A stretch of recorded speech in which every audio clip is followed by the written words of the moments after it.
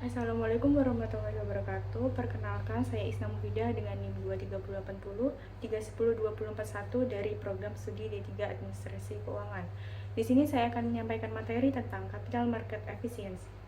Adapun submateri yang akan saya bahas tentang capital market efficiency, yang pertama, pasar modal efisien, yang kedua, bentuk-bentuk pasar efisien, yang ketiga, hipotesis pasar efisien, yang keempat, pengujian hipotesis pasar efisien, yang kelima, pengujian return tak normal, dan yang terakhir, kesimpulan. Adapun pengertian dari pasar modal efisiensi yaitu suatu kondisi pasar di mana seluruh informasi yang relevan tercermin secara penuh dan cepat dalam harga sekuritas atau saham.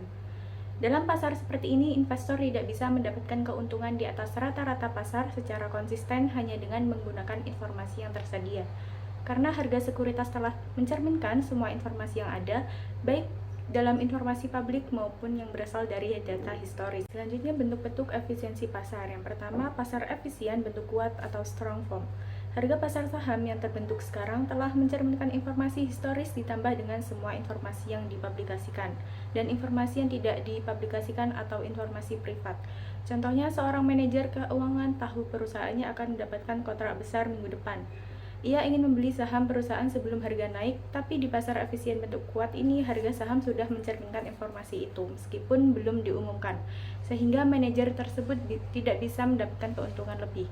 Yang kedua, pasar efisien bentuk setengah kuat atau semi strong. Harga pasar saham yang terbentuk sekarang telah mencerminkan informasi historis dan ditambah dengan semua informasi yang dipublikasikan. Misalnya, sebuah perusahaan baru saja mengumumkan laporan keuangan yang sangat bagus ke publik. Dalam hitungan detik atau menit, harga sahamnya langsung naik ke pasar, sudah bereaksi cepat terhadap informasi yang dipublikasikan tersebut, seperti laporan keuangan, pengumuman dividen, atau berita merger. Yang ketiga, pasar efisien bentuk lemah atau weak form. Pasar yang semua informasi masa lalu atau historis akan tercermin dalam harga yang terbentuk sekarang.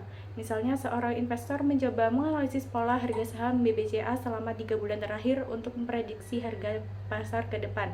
Namun di pasar efisien bentuk lemah ini, semua informasi historis seperti data harga dan volume perdagangan sudah tercermin dalam harga saat ini. Jadi analis teknikal seperti itu tidak bisa digunakan untuk memperoleh keuntungan yang konsisten. Intinya, harga masa lalu tidak bisa dijadikan dasar untuk mengalahkan pasar. Selanjutnya, hipotesis pasar efisien atau efisien market hypothesis merupakan konsep penting dalam sejarah perkembangan teori keuangan yang secara luas diterima pada akhir tahun 1950-an dan awal tahun 1960-an dalam tema Theory of Random Walks. Pada literatur keuangan dan dikarenakan bahwa investor adalah pihak yang rasional dan berekspektasi bahwa investasi diharapkan memberikan keuntungan di atas rata-rata. Selanjutnya, pengujian pasar hipotesis efisien. Yang pertama, pengujian prediktabilitas return. Pengujian ini bertujuan untuk menguji efisien pasar bentuk lemah, yaitu apakah pasar sekuritas saat ini telah mencerminkan informasi historis seperti harga dan return masa lalu. Jika return masa depan dapat diprediksi menggunakan data masa lalu, maka pasar tidak efisien dalam bentuk lemah. Yang kedua, pengujian studi peristiwa. Pengujian studi peristiwa mengamati bagaimana harga saham bereaksi terhadap suatu informasi atau kejadian yang baru diumumkan, seperti laporan keuangan, pengumuman merger, atau kebijakan pemerintah. Yang ketiga, pengujian privat informasi. Pengujian ini mencoba melihat apakah pelaku pasar yang memiliki akses terhadap informasi non-publik dapat memperoleh keuntungan abnormal.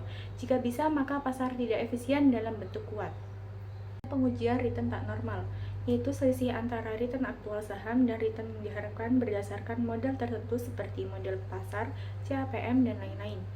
Return ini dianggap tak normal karena tidak dapat dijelaskan hanya oleh pergerakan pasar secara umum. Untuk jenisnya, yaitu yang pertama, mean average return, yaitu metode yang menghitung abnormal return dengan cara mengurangkan return aktual saham pada suatu hari dengan rata-rata return saham tersebut selama periode estimasi atau periode sebelum peristiwa terjadi. Yang kedua, market adjusted return, yaitu menghitung abnormal return dengan membandingkan return saham terhadap return pasar, biasanya menggunakan indeks seperti indeks harga pasar gabungan. Yang ketiga, market model return, yaitu metode yang paling kompleks dan lebih akurat dibanding dua metode sebelumnya.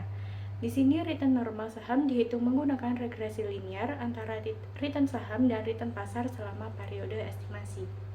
Kesimpulannya yaitu efisien pasar modal tidak hanya berdampak pada perilaku investor, tapi juga memengaruhi strategi pemasaran perusahaan. Dalam pasar yang efisien, khususnya semi strong form, seluruh informasi publik yang disampaikan melalui aktivitas pemasaran seperti publikasi laporan keuangan, berita korporasi, dan promosi melalui media massa akan langsung tercermin dalam harga saham. Artinya, efektivitas pemasaran informasi menjadi krusial. Perusahaan harus mampu menyampaikan informasi yang transparan, kredibel, dan tepat waktu agar bisa membentuk persepsi positif investor. Di sisi lain, jika pasar belum efisien, strategi pemasaran bisa digunakan untuk membentuk brand image dan informasi confidence secara lebih agresif. Namun dalam pasar yang belum sepenuhnya efisien seperti Indonesia, strategi pemasaran kadang kalah oleh sentimen dan rumor. Maka peran komunikasi pemasaran yang terarah dan edukatif menjadi kunci untuk menciptakan pasar yang lebih stabil dan rasional. Itu tadi materi yang dapat saya sampaikan. Kurang dan lebihnya mohon maaf. Wassalamualaikum warahmatullahi wabarakatuh.